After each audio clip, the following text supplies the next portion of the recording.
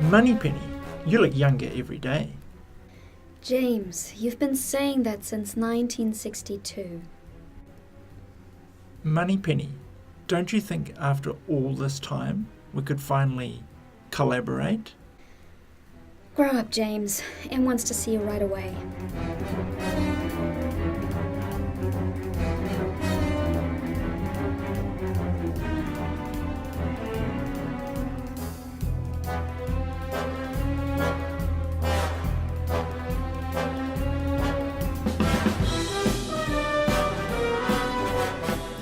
Bond, have you heard of TechCommNZ? TechCommNZ, formerly TCANZ, and prior to that NZTWA, NZBWA, and originally NZBCA. A sinister group who have infiltrated themselves into every corner of the IT world. They're opposed to everything that this organisation stands for. They believe information should be available, understandable, and usable. They're worse than WikiLeaks. We've reason to believe they're collaborators. Bond, I need you to go to Auckland, New Zealand. Yes, Em. And Bond, try not to kill anyone this time. But if you must, here's a list. Number 1 is Scott Abel.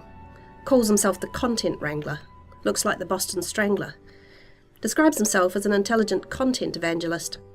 Sounds like a Scientologist to me. He's on at 9 a.m. on day 1. C will give you something nasty to slip into his food. That should do the trick. I suggest you take him out at morning or afternoon teas, which will be held in the Discovery and Endeavour rooms, or at lunch, which will be in the Knights room, or even the conference dinner, which will be downstairs in the Victoria and private brasserie rooms at 6:30 p.m. Drinks start from 6. And don't worry if the opportunity never arises. The word on the street is that if he eats the hotel food, he's as good as dead. We don't know much about number 2. He calls himself Patrick Hoffman. Obviously not his real name. Hoffman has 2 Fs. Anyway, he's the man from... what's that organisation that replaced Spectre? Google. That's right. He calls himself a user experience designer, whatever that means. He's on at 2:30 on the first day. I suggest that you listen to him and then take him out afterwards in the bathrooms, which are situated in the foyer.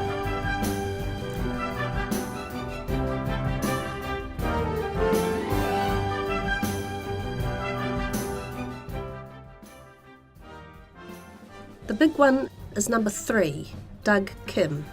He's on at 9 o'clock on Tuesday morning. He works for the really bad guys. Microsoft? Microsoft. And be careful. He's responsible for removing robot speak from Microsoft Office 2016, and it's rumoured he was involved in rewriting the blue screen of death. So he's a pro. Take care, James. 1, 2, 3. That's not very many. Oh.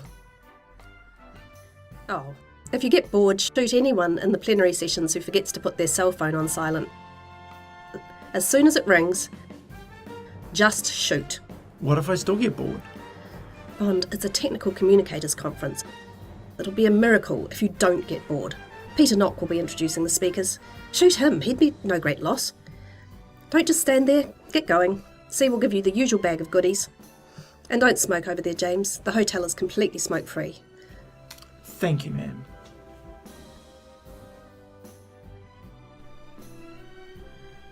Here's your passport, driver's license, and so on. Here's your disguise. I'm especially proud of this one. I knitted it myself. You'll blend right in. They'll think I'm bloody David Bain. You're not David Bain. Your cover story is that you're Peter Knock. He's not really a technical communicator. He just helps them out when they're busy. What on earth is this? It's your conference bag. It contains a few things you'll need, James. Here's the shorter Oxford English Dictionary. Commit it to memory, then eat it. Here's your name badge. Keep it on you at all times at the conference. This book is Didder for Dummies. Carry it with you at all times, title out. It's your icebreaker. If anyone asks, just look them in the eye and say tautology. They'll love you. Use your conference phone app to give feedback after each presenter.